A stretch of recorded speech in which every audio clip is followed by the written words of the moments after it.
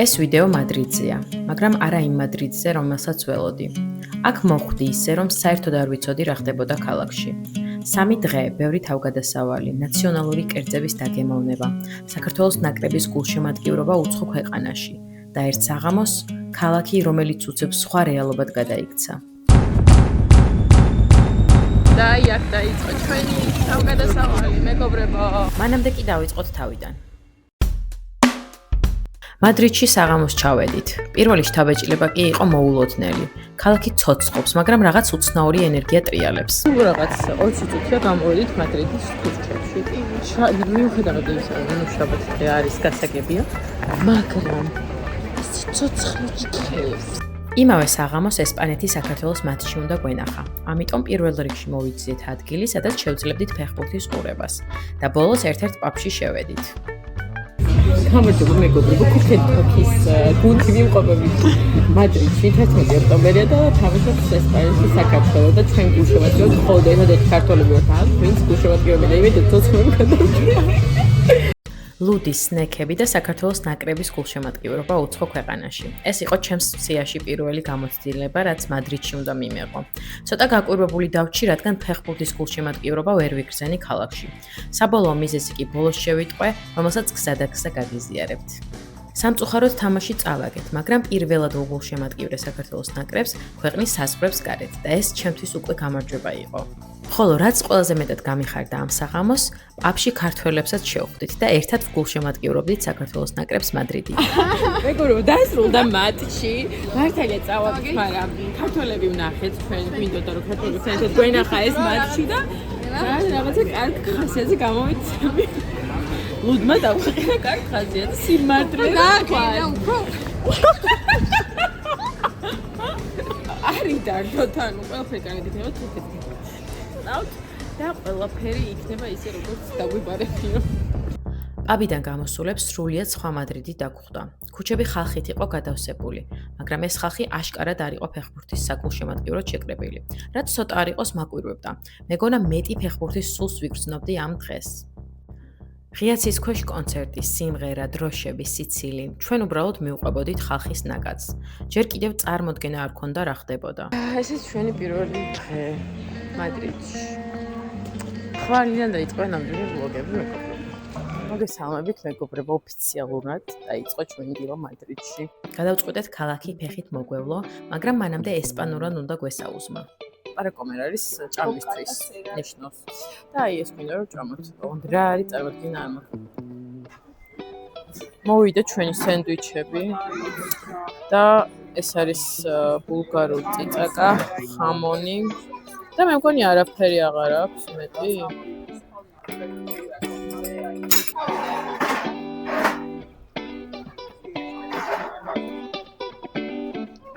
ნაპოლიც და ხამონიც. უცხო ქვეყანაში ვიზიტისას ჩემთვის ერთ-ერთი საყვარელი აქტივობა არის ისეთი რაღაცების კეთება, რასაც იქ მცხოვრები ხალხი აკეთებს და მათი ყოველდღიურობის შემადგენელი ნაწილია. ამიტომ ქალაქში სეირნობისას რამდენიმე ტაძარშიც შევედით და პირველად გამოვცადეთ სანთლის ელექტრონულად ანთების პრაქტიკა. სიმართლე რომ გითხრათ, ეს იყო ძალიან უჩვეულო გამოცდილება ჩვენთვის. ისიც კი რომ თუ ქეშად არ გექნებოდა ფული, შეგვეძლო ბარადით გადაგვეხადა. ეს იყო პრაქტიკული, უცნაური და ცოტა არარეალური გამოცდილება. ცნობის მაყურებაც დავიკმაყოფილეთ და გავეშურეთ ქალაქის დანარჩენი ადგილების მოსანახულება. ახსარებებსაც დავესწარით, წიროს ვერ მოვსწარით. წინაზეც რომ შევიყავით, ყველა ტაძარი მოვილოცეთ. ყველა ტაძარში შევედით. ანუ სანთლისის კი ვიცოდი ეს რომ იქნებოდა სანთლი, მაგრამ ეხლა ჩემი ხელითაც გავაკეთე. ქუჩებში დროშებით მოსიარულე ხალხის რაოდენობა სულ უფრო და უფრო იმატებდა. უდაოდ ლამაზი შენობებია ძალიან. ქალაქში ბოდიალისას მივაკითხეთ ჩემს საყვარელ მაღაზიას Flying Tigers, სადაც პირველად იტალიაში ვიყავი. შევიძინე ბევრი უაზრო და საყვარელი ნივთი და ჩემი ვაირალ მარაო, რომელზეც TikTok-ზე 100,000-ობით ნახვა მოიპოვა, აი მაგას ვეძებთ ახლა აქ 1 ევროიანს. საჩავო. ეს ყოფილა სიმბოლო მადრიდის. მარტყვის ხედა დაგვი.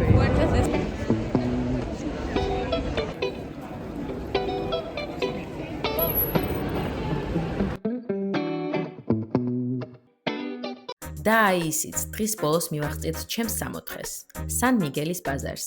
ეს ის ადგილია, სადაც შეგვეძლო დაგვეგემოვნებინა ესპანური კერძები ერთ სივრცეში. გარემო ძალიან მომეწონა, ყველგან საჭმელი და არაფერი საჭმლის გარდა. ზღვის პროდუქტები, ძეხვეული, ყველი, ლუდი და სხვადასხვა სასმელი. ჩვენ დავაგემოვნეთ ტაპასები განსხვავებული თევზებით. პირველად დავაგემოვნე რვაფეხა, რომელიც ძალიან მომეწონა. ამასთან ერთად ისეთი ზღვის პროდუქტები, როგორიცაა კალმარები, კრევეტები და ასე შემდეგ.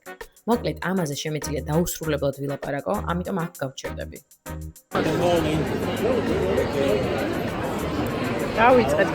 მე ყველაზე მეტად ანჩოუსი მომეწონა, იმიტომ რომ ანჩოუს ხო? ხო. ბულგარული წიწაკი. ბავშვი ბედნიერია და ბედნიერია და ნაჭამი. ბედნიერია. საბოლოო ჯამში ძალიან კმაყოფილი ვარ. მართლაც რომ ჩემი 64 აღმოჩნდა სან მიგელის მარკეტი. ბავშვი დაპურებული ხარ? ბედნიერი ხარ? ბედნიერი ხარ. ასე თუ გავაგზავნებდი თევზი გავხდებოდი. ოცნების ქალაქია. მეგობრებო, ამ ხედებზე დაგემშვიდობებით, იმიტომ რომ მართლაც რომ საოცნებო ადგილია იმ ადამიანებისთვის, ვისაც ჭამა უყვარს, გემრიელი ჭამა, ასევე თევზები, ძეხვები, ყველები და კიდე რა ვიცი. აი ყველაფერი საჭმელი, რაც კი უყვარს. ახლა ჰაერზე გავიდეთ და წავიდეთ სახლში, მუცელზე წამოვწვეთ და საღამოს შეგეხმიანებთ. დადგა მუზეუმების დროც. ჩემი არც ისე საყვარელი საქმიანობა, მაგრამ საჭირო. ვინ არის გოია? აკაკას გოია, ცნობილი კულინარის ესპანელი. ანუ მე რო ჩამოვედი კუკენტოკი, ანუ და გოია ესე ყოფილა. და ცოცხლდებოდა თან კუკენტოკს მოწევს რა. გოია, გაიხარე. ამ სახელობის კაფეტერიაში ვიმყოფ. ძალიან საყვარელი მომარი შეგვდა. ესპანელი, რომელმაც ბოლოს მადლობით გამოგუშვა ქართული მადლობით. ერთ-ერთ დიდ ცნობილ პრადოს მუზეუმს ვეწვიეთ. მუზეუმში გადაღება აკრძალული იყო, მაგრამ 1-2 კადრი მაინც მოვიპარე. ეს არის სახე, როცა მუზეუმიდან გამოდიხარ.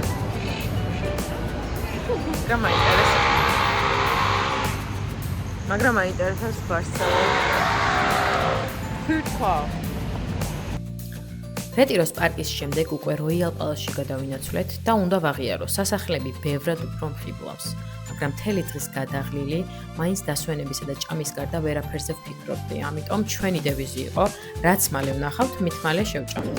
სახლში მინდა, დასვენება მინდა, დაწოვა მინდა, თითო მინდა. საბოლოოდ, როცა უკვე საკმაოდ ბევრი ვიარეთ, ნახეთ ქუჩები, რომლებიც გადაკეტილი იყო, ხალხი, რომელიც დროშებით გადაადგილდებოდა, სცენები, რომლებიც მოწყობილი იყო სხვადასხვა მოედანზე. ინტერესმა გვძოლია და მოვიძიეთ ინფორმაცია. სწორედ აქ გავიგეთ სიმართლე. ყველა ის დროშა, კონცერტი და ხალხი შემთხვევითი არ ყოფილა. ჩვენ სრულიად შემთხვევით ესპანეთის ნაციონალურ ფესტივალზე აღმოჩნდით, რომელიც მაშინ არც კი ვიცოდით, როცა ამ მოგზაურობას ვგეგმავდით. ესპანეთის დღეები აღინიშნება ქვეყნის ისტორიის, კულტურის და ერთიანობის პატივსაცემად. ქალაქში იმართება კონცერტები, ღონისძიებები, ქუჩები იკეტება და მადრიდი რამდენიმე დღით ერთ დიდ დღესასწაულად იქცევა. და ჩვენ უბრალოდ იქ აღმოჩნდით ამის ცოდნის გარეშე. მადრიდს ჩუროსების გარეშე ვერ დავტოვებდით. ჩემი მეგობრის პოპის რჩევით წავედით სანგინესში, უძველეს ჩუროსების ადგილას.